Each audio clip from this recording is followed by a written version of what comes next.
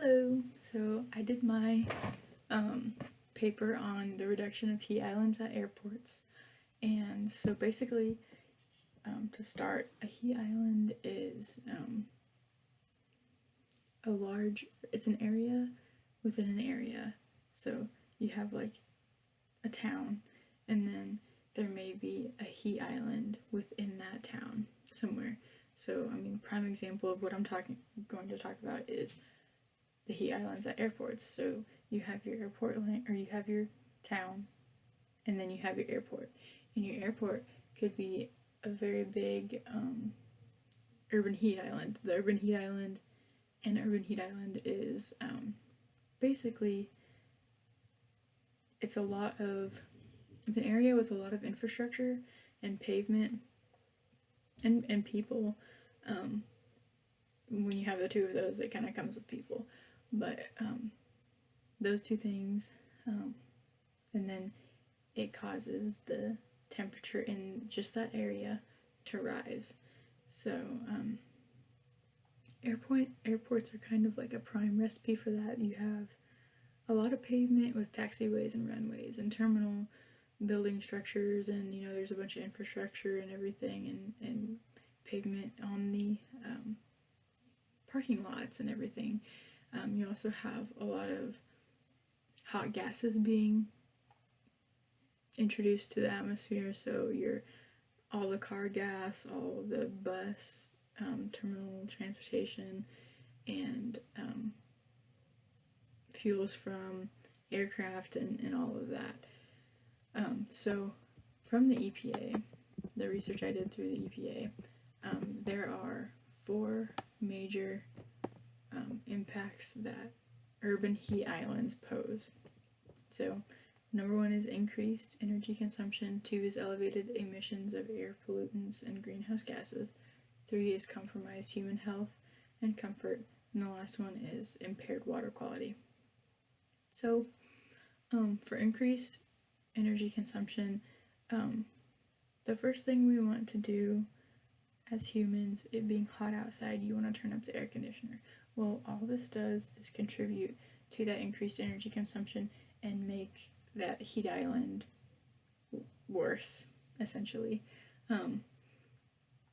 So it's through the EPA did a study that demonstrated that so starting at 68 to 77 degrees, the demand, when the temperature goes up, every temperature that it goes up, the demand for cooling, so the demand for wanting it to be cool increases 1.5 to 2% every degree that the temperature raises. So over the whole, if you are putting this on a community spectrum, this is going to contribute to 5 to 10% of the community-wide energy demand for energy consumption. So the elevated emissions of air pollutants and greenhouse gases doesn't really have much. It does have some to do with airports, but so like for example, the electric companies, they rely on fossil fuels, and then so when they're supplying that demand, they release carbon monoxide, mercury, just a bunch of bad stuff into the air.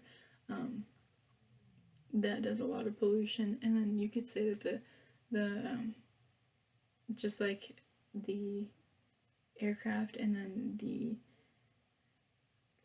vehicles and everything at the airport, they all contribute to that elevated emissions of air pollutants too. So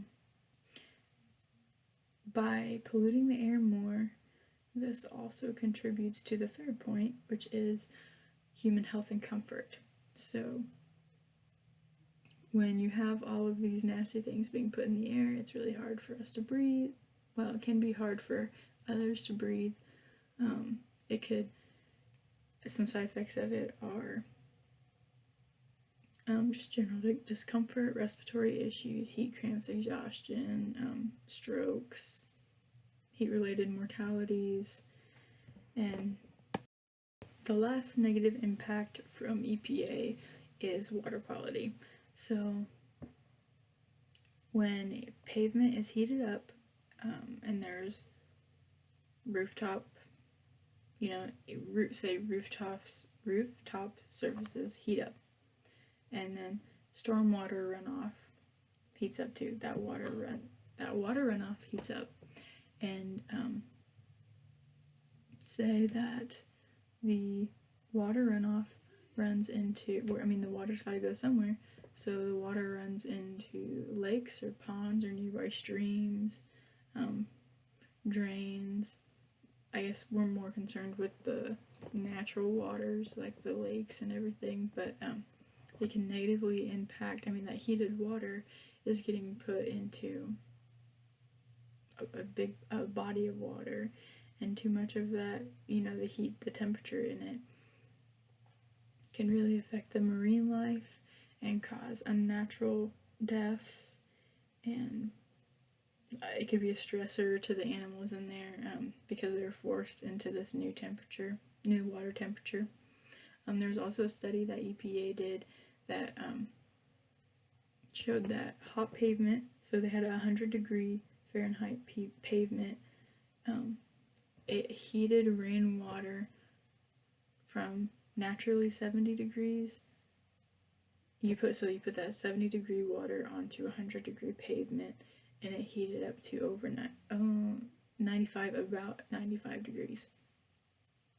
So then, you have 95-degree water put into, you're forcing fish and wildlife into this 95-degree water, which is very taxing on them. So those are the four main ways the four major negatives of urban heat islands. So the EPA has also given examples of what they think we could do to solve urban heat islands, to reduce them. So the top three are building green infrastructure improvements, planting vegetation, and then building green roofs. So the first one, building green infrastructure improvements, actually at the Boston Logan International Airport, they won a big award. It's called the LEED Leadership in Energy and Environment Design. They won this